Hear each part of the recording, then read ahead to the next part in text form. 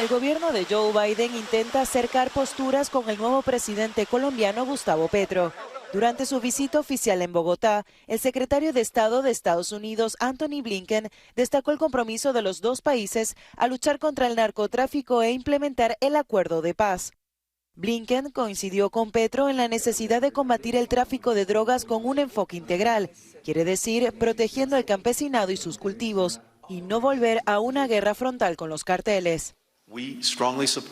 Apoyamos firmemente el enfoque holístico que la administración del presidente Petro está adoptando para combatir el narcotráfico a través de la seguridad rural integral, la justicia, el desarrollo, la protección del medio ambiente, la reducción de la oferta, así como la reducción de la demanda, incluso en Estados Unidos. Sin embargo, las diferencias entre ambos países se hicieron sentir en cuestiones como la política de extradición y el papel internacional de Cuba. Gustavo Petro aprovechó la ocasión para reprochar a Estados Unidos que mantenga a Cuba en la lista de países promotores del terrorismo, decisión tomada por el expresidente Donald Trump. Washington acusa a La Habana de acoger miembros de la guerrilla del Ejército de Liberación Nacional. Eso se llama una injusticia. Y por tanto, en mi opinión, no depende de nosotros, debe ser corregida. La situación de Venezuela también estuvo presente en la agenda del encuentro. Estados Unidos confía en que Petro interceda para que Nicolás Maduro reanude las negociaciones con la oposición venezolana y así resolver la crisis política del país petrolero, en un momento de altibajos en el mercado global de energía por la guerra de Ucrania. Y nuestro invitado de esta noche, el doctor Carlos Sánchez Berzaín, director del Instituto Interamericano por la Democracia, exministro de Defensa de Bolivia, no se puede quejar, tiene temas de sobra en la bandeja noticiosa. Su lectura de esto que acaba de ver.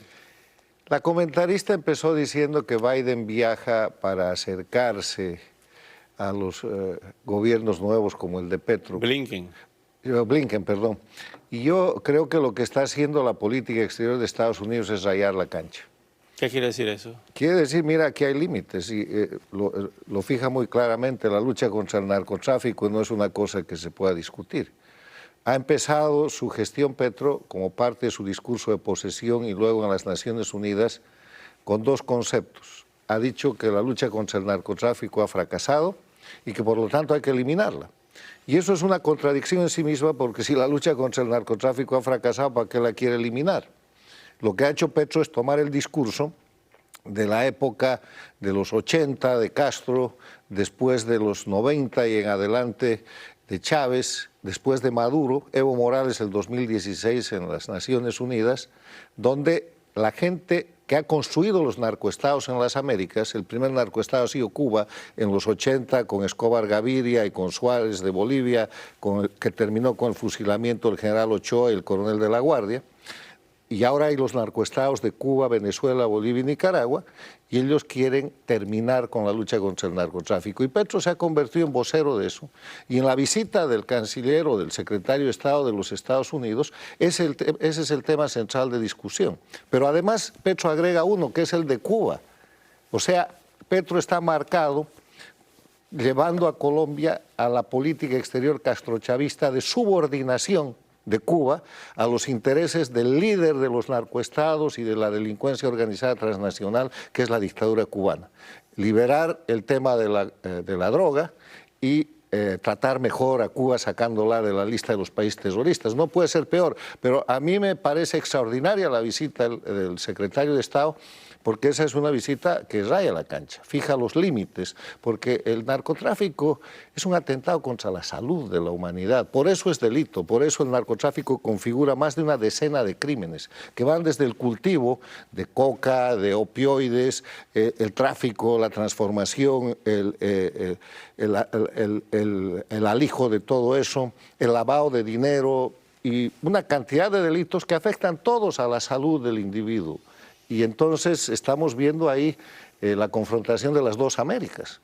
La América democrática, Estados Unidos, y la América dictatorial, con un nuevo peón al servicio del castrochavismo que lamentablemente es el nuevo presidente colombiano.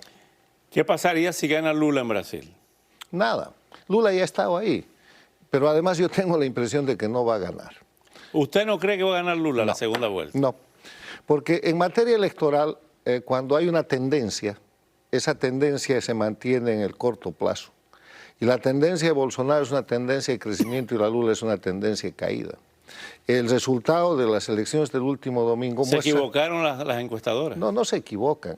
Es una nueva demostración de que las encuestadoras, en vez de ser fuente de información, como ha sucedido en Colombia, en el Perú, en Bolivia, en la Argentina, en Chile, es una fuente de manipulación de propaganda electoral. Entonces lo que hacen las encuestas, ganan mucho dinero, pero se están desprestigiando y la realidad muestra lo que es verdad. Y la realidad muestra además en la elección del domingo que Bolsonaro le ha ganado 9 de 15 gobernaciones en el Brasil. O sea, eso es 2/3 de las gobernaciones. ¿Y el Congreso? Es decir, 3/5 partes.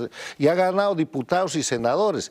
Ese ascenso solo lo puede llevar a ganar la elección en la segunda vuelta. ¿Y qué pasa con las alianzas en la segunda vuelta de Ciro Gómez y la señora? Ya han empezado. Acabo yo de mirar que el ex juez que mandó a la cárcel a Lula... Moro. Sí, y que se había peleado con Bolsonaro, apoyado a Bolsonaro incondicionalmente porque dice Lula no es una opción.